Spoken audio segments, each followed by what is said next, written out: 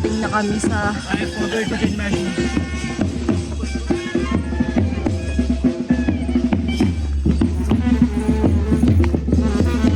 nakarating na kami sa 4 hours na biyahe namin, guys. At ito, paakyat na kami. As in, grabe yung aming tinamasa. Oh, there's a dark. You have light? Salpa na?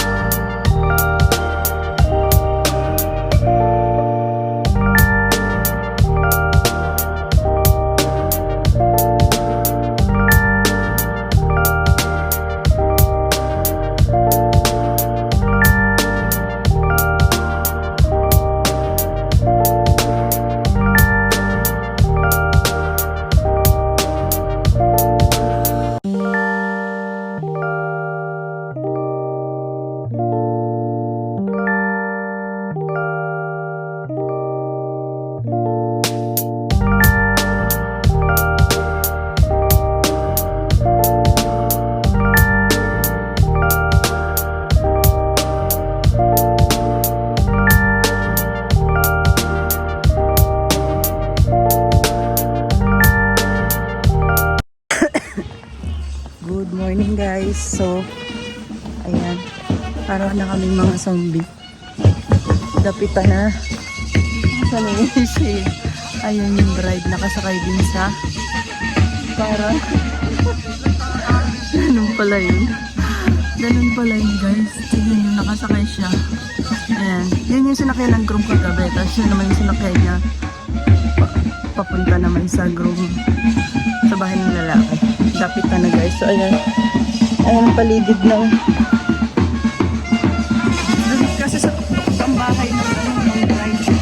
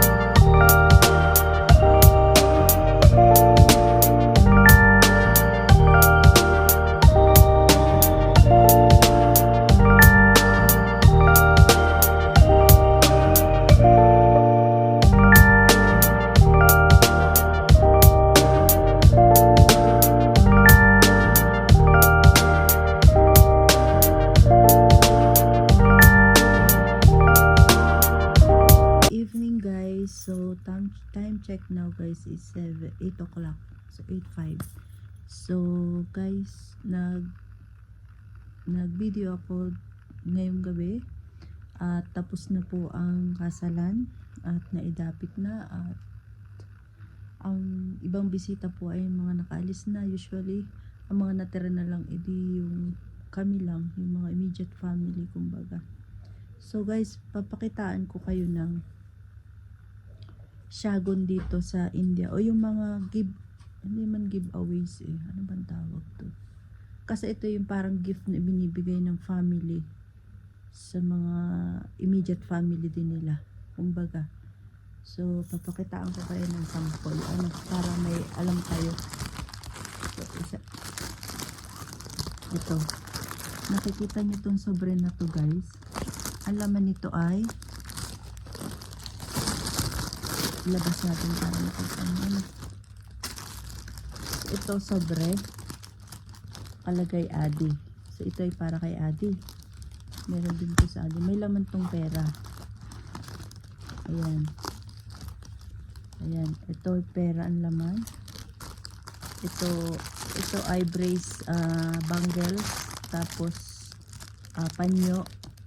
Tapos may 200 din ito, 200 din ito. Tapos tuwing magbibigay sa dito, kailangan may mga loose, may mga coins. Tapos ito ay bindi. Ito, bindi ito. For sure yan. Ito, ang laki ng bindi. Ayan o. Ang laki ng bindi. Hindi ito para sa akin kasi sobrang laki nito. Yan ang laman yan. Tapos ito ay 200 rupees. Yan, 200 rupees. Tapos panyo.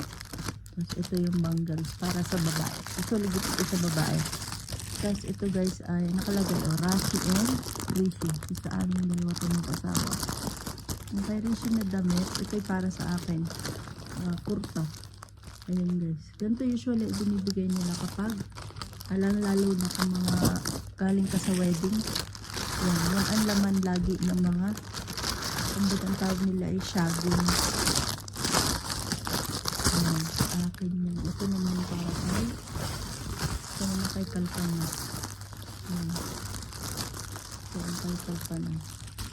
Tapos sa mga lalaki guys, ito yung tsura na sa mga lalaki. Ito kay mama ito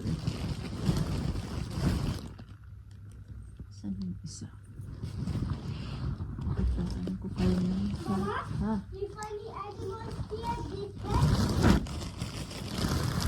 Ha? Okay. So, ito ay kay mami. Ito kay mami, ito kay daddy. Ito yung sa pang lalaki. Give me, I will put here. What is it? What you're asking? Mama, I'm asking this. What is it? This one. No, it's fine. Later we'll put. Ito example lang sa mga lalaki naman nilang ibinibigay. Mama, come. For stitch ito. Yan. Ito ang laman. Ito ay tela na pantalon at saka pang polo. Na pwedeng ispa-stitch. Pwedeng ipatahi. Ayan. Ganyan usually ang binibigay nila sa mga lalaki naman. Ayan. Ganyan. Mga giveaways to guys. Marami to. Isa kay Rishi, isa kay Labi, isa kay Daddy, isa kay Kush. Si Kush ay wala dito pero meron din siya. So, ganyan. Tapos, yun lang guys. Ang dami kasi, bukod pa ito, meron pa rin dito si Mami, meron pa dito si Mami. Hindi ko alam kung sino mga nagbigay. Tsaka yung iba naming buwa, nagbigay din sila ng pera para sa amin na kay Mami. Mga buwa namin sa amin na binibigay daw kami. Yung dalawa namin buwa. Nakikita niyo sa video yan. Kami sila guys kapag ganyan, nag-held ng mga party o mga hasalan. Tapos mamimit mo yung mga kamag-anak mo na dito lang naiyan na pera. Kaya sabi ko sa inyo guys, hindi ako nauubusan dito ng pera. Kasi guys, dumating ako nung naubos na yung pera ko. Siyempre, bumili ako ng ano-ano diga para sa kasal. Pero, pagbalik, may pera na naman ako. I mean, kasi ganun sila, lagi silang may bigay. May 3 akong sobre nandoon.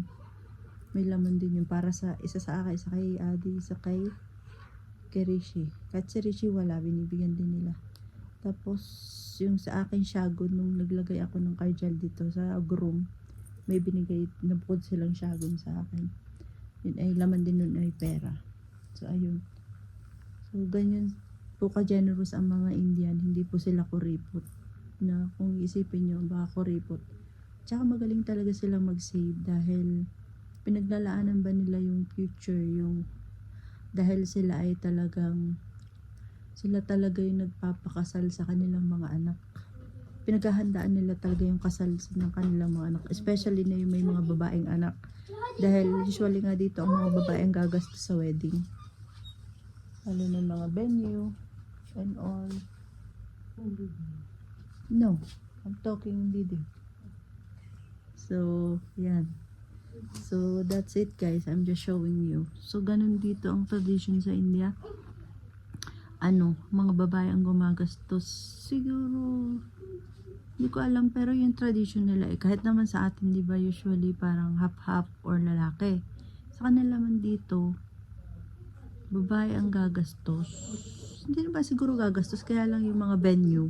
Kasi nga, tayo yung ang dadayo ay ang lalaki sa babae. Di syempre siguro, kaya ganun nangyari. Sila na yung mag-aano ng venue. Sila na kung gusto nila sa bahay, kung gusto nila sa hotel. Nasa sa kanilang kung kaano capacity ang kaya nila. Ayun, kung...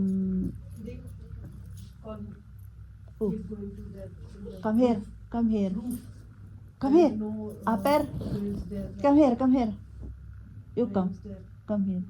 You want this one, these chips. Chips. No. Oh, chips. Come here, chips.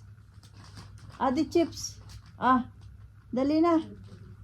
Dali na. Toy, chips. So, depende nga sa mga sa mga babae kung kaya nila yung malaking venue. Tsaka kung alam nila marami silang bisita. So, malalaki. Tsaka pinaghahandaan talaga ng magulang ng babae ang kasalan ng kanilang mga anak na especially na babae nga. Kasi usually nga babae ang nag-help nag-host kumbaga. Tapos ang mga lalaki naman, ang mga babae pag ikinakasal, yun nga, wala naman silang makukuhang yaman. Kumbaga, ang yaman ng pamilya o ng magulang ay mapupunta sa lalaki. So, pag kinasal ng babae, ang ginagawa naman ng magulang, binibigay na nila yung kanilang pinakaparte. Kung bibigyan nila ng pera, o kung ano man gusto nila ibigay, sasakyan, bahay, lupa, kung ano man, ibibigay na nila yun. Parang yun na rin yung parte nila. Pero usually, ang kabuuan ng kumbaga ng ari-arian o yaman ng pamilya o ng magulang ay mapupunta sa anak na lalaki. Dahil nga lalaki ang magbubuhay sa babae, kumbaga. So, ganun ang nangyayari. Iba talaga ang mga kultura. Ano? Sa atin iba, dito talagang iba. So, napaka-generous naman nila pagdating sa mga kasalan talaga. Bonggang-bongga din talaga. Talagang gastusan to the max talaga ang kanilang kasalan. In their way talaga, bongga din talaga. Talagang gagastos ka talaga.